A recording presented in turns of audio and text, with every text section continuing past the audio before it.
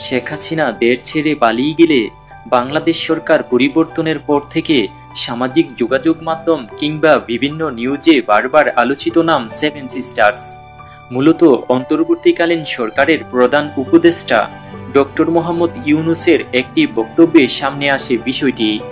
ভারতের সংবাদ মাধ্যম এনডিটিভিকে দেয়া এক অনলাইন সাক্ষাৎকারে তিনি জানান, বাংলাদেশকে কেউ অস্থিতিশীল করতে চাইলে ভারতের সেভেন সিস্টার্স পশ্চিমবঙ্গ সব জায়গাতে ছড়িয়ে পড়বে অস্থিরতা। তবে এরই মধ্যেই ভারতের প্রতিরক্ষা মন্ত্রী রাজনাথ সিং দেশটির সামরিক বাহিনীকে যুদ্ধের জন্য প্রস্তুত থাকতে নির্দেশ দিয়েছে। এখন সবার মনে একটি প্রশ্ন, সেভেন সিস্টার্স নিয়ে ভারত সরকার বাংলাদেশকে ভয় পাচ্ছে কেন? আমরা এই ভিডিওতে দেখব সেভেন সিস্টার্স কি আর এই সেভেন সিস্টার্স কারা, বিস্তারিত আলোচনা। আপনি যদি এই চ্যানেলে নতুন হয়ে থাকেন তাহলে চ্যানেলটি সাবস্ক্রাইব করুন পরবর্তী ভিডিও পাওয়ার জন্য। তাহলে চলুন কথা না বাড়িয়ে দেখে নেওয়া যাক আজকের পুরো ভিডিও। মূলত ভারতের উত্তর পূর্বাঞ্চলের 7টি রাজ্যকে বলা হয় সেভেন সিস্টার্স। গোটা ভারতে মোট রাজ্যের সংখ্যা 28টি, যার মধ্যে ভারতের কেন্দ্রশাসিত রাজ্য মাত্র 5টি, বাকি রাজ্যগুলো স্বায়ত্তশাসিত। এর মধ্যে উত্তর ভারতে রয়েছে এমন 7টি রাজ্য যা একে অপরের সাথে পরম নির্ভরশীল, তবে তারা নানা কারণে স্বতন্ত্র, যেখানে বাস করে নানা অধিবাসী সম্প্রদায়ের মানুষ। রাজ্যগুলো হলো অরুণাচল, আসাম, মণিপুর, মেঘালয়, মিজোরাম, নাগাল্যান্ড এবং ত্রিপুরা। পাহাড়ি অঞ্চলে ঘেরা অপরূপ সুন্দর এই রাজ্যগুলো ঠিক আপন 7 বোনের মতো, কিন্তু অবস্থানগতভাবে রাজ্যগুলো মূলত ভারত থেকে কিছুটা দূরে অবস্থান করায় 7টি রাজ্য একে অপরের উপর দারুণ নির্ভরশীল। তাই এখান থেকে এদেরকে নামকরণ করা হয় সেভেন সিস্টার্স বা 7 বোন। ভূ রাজনৈতিকভাবে সেভেন সিস্টার্স অবস্থান, প্রাকৃতিক সম্পদ এবং বৈচিত্র্যময় সামাজিক কাঠামো গোটা ভারত তো বটেই, সারা বিশ্বে অতুলনীয়।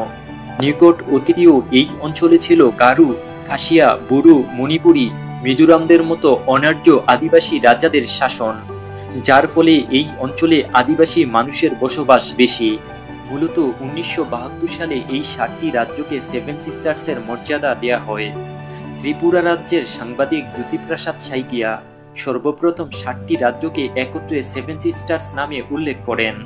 পূর্বে এই অঞ্চলগুলো ভারতের অন্তর্ভুক্ত ছিল না, তবে আসামের মাধ্যমে ভারতের সাথে যুক্ত হয় এই রাজ্যগুলো। সেভেন সিস্টার্সের 7টি রাজ্যের সাথে রয়েছে বাংলাদেশের সীমানা সংযোগ, ফলে রাজ্যসমূহের সাথে ভারতের যোগাযোগ ও নিয়ন্ত্রণ অনেকাংশেই নির্ভর করছে বাংলাদেশের উপর। সেভেন সিস্টার্স অঞ্চলে বসবাসরত গারু, খাসিয়া, ত্রিপুরা, মিজোরাম সহ নানা আদিবাসীরা নিজেদের অধিকারের জন্য নতুন রাষ্ট্র গঠনে দাবি করে আসছে বহু আগে থেকে। তবে এই রাজ্যগুলোতে নিজেদের মধ্যে যথেষ্ট মিল রয়েছে। এই রাজ্যগুলোর আয়তন 2,62,184 বর্গ কিলোমিটার, যা বাংলাদেশের মোট আয়তনের দ্বিগুণ।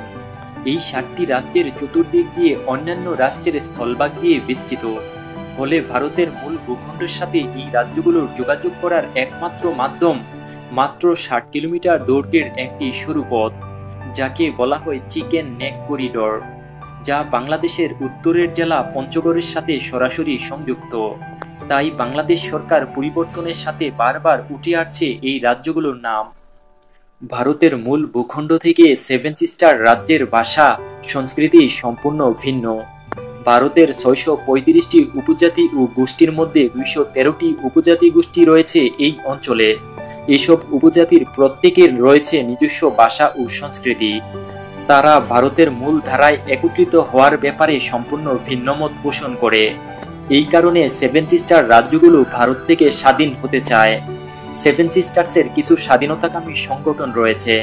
তাদের মধ্যে অন্যতম গুরুত্বপূর্ণ সংগঠন হল United liberation Front of Assam বা উলফা সংগঠন। উলফা সংগঠনকে সাহায্য সহযোগিতা প্রচেষ্টার জন্যই বিএনপি আমলে সাবেক স্বরাষ্ট্র প্রতিমন্ত্রী লুৎফর রহমান বাবরকে মৃত্যুদণ্ডের আদেশ দেয়া হয়।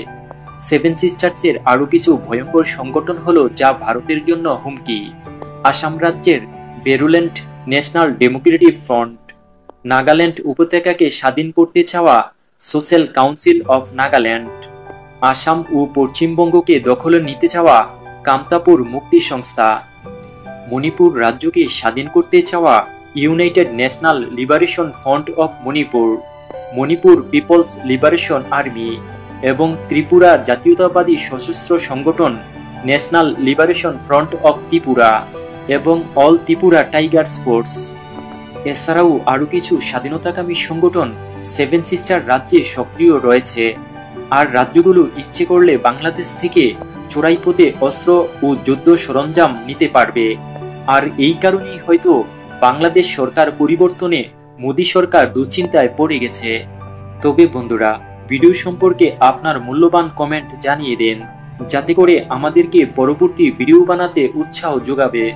তবে পরবর্তী ভিডিও দেখার অপেক্ষায় ততক্ষণ ভালো থাকুন, সুস্থ থাকুন, ধন্যবাদ।